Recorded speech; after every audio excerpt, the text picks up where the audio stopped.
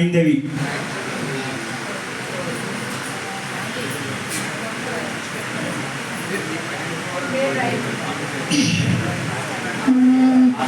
వేదముఖులతోడ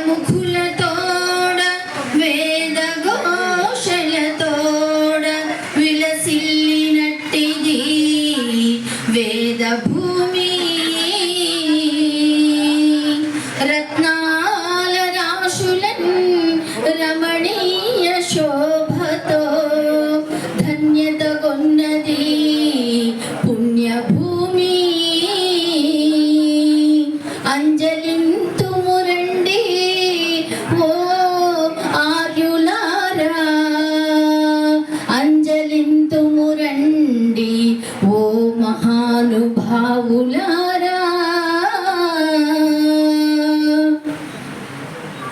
సభా సరస్వతికి నమస్కారం. నా పేరు డాక్టర్ పి స్వప్న హైందవి. నేను గవర్నమెంట్ డిగ్రీ కళాశాల ప్రిన్సిపల్ రాజాం నుండి వచ్చాను. నా శీర్షిక మహిళకు మాతృత్వమే మహోన్నతమైనటువంటి దైవదత్తమైన మరో వరం. నా శీర్షిక మహిళకు మాతృత్వమే మహోన్నతమైన దైవదత్తమైన మరో వరం. జనని జన్మభూమి స్వర్గము కన్నా మిన్నయని చాటింది మన సంస్కృతి. అవనిలో అమృతత్వమే అమ్మతనమై విరాజిల్లిందని చెప్పింది మన ప్రకృతి. జీవుల వడిలో సంసార సుడిగుండాల మడిలో కొట్టిమిట్టాడు జీవమే వికృతి.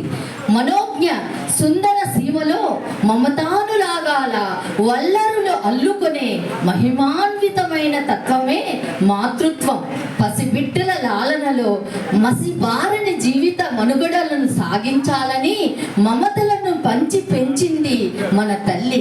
మరు జన్మ పొందుతూ మహిళ వేరొక జీవికి బ్రతుకును అందివ్వటం మరువలేని మరుపురాని మహిమాన్వితమైనటువంటి శక్తి స్వరూపిణి తల్లి.